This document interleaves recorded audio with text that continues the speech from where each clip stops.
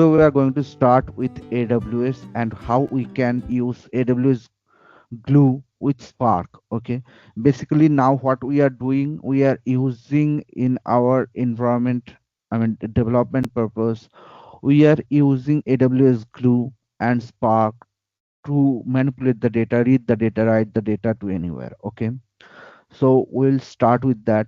Before that, I just want to give you few warnings. It is very important whenever you are using AWS or any cloud technologies, you should know these things. Okay. Always create a monthly budget indicator or alert in AWS when starting learning and using AWS before creating any resource. So that's mean suppose you have created a personal account in AWS. Okay. Suppose Okay. you have created a personal account in AWS. Okay, so this is my personal account. Okay, in AWS for learning purpose we do it, right? Yes. Basically, otherwise how would we learn? So first of all, you need to create a free account, a account, not free trial account, but account. But it will be, most of the services will be free for 1 years. Okay, and you have to check which services are free, which are not. Okay, Amazon, sorry, AWS console, and in AWS console we just click here. If you don't have any account, personal account, create a free account by clicking here. Okay, just follow this. You have to fill up some details and you can get a account there, and there will be some free tiers available. Learn more about free trial, click here. You will get to know what are the free things you will get for 1 years. Okay, here you will get it written that EC2 instance there is some limitation. You can use T3 micro or something for 12 months, which is free for 70 750 hours. Then S3 5 GB free, RDS Lambda. Here you will get all the details. Okay, just go through it. Okay, you need to know these things if you don't know yet. Okay, then after logging into AWS, okay, just check here for bill and cost management. Here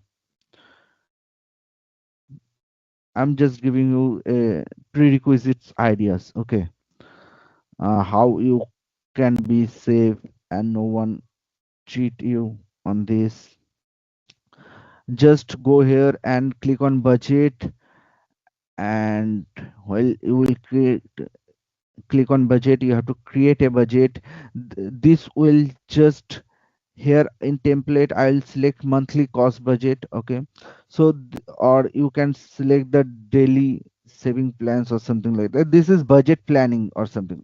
Okay, just this will, here you can set the budget. Suppose you are planning to spend around $5 or $10 or something on your learning. Okay, uh, monthly. So set the budget here. Okay, then here provide your email address.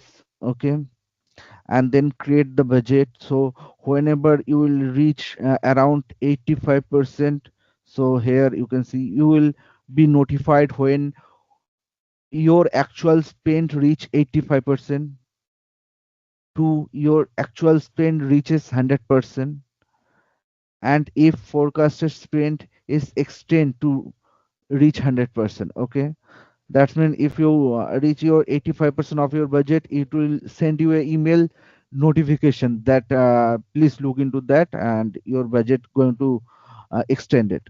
Not extend it, I mean you are expending more, spending more than your budget. Okay, so you can create this budget indicator or alert. Okay, and always clean up your resources after using for learning. Suppose you are creating a AWS glue job, but you must clean it up while learning. Okay, but I'm not talking about production or development environment in work again. Okay, keep on checking billing and cost management if you are getting any cost for any services which you used but currently not using. Suppose you created a services like EC2 instance and forget to clean that up, okay?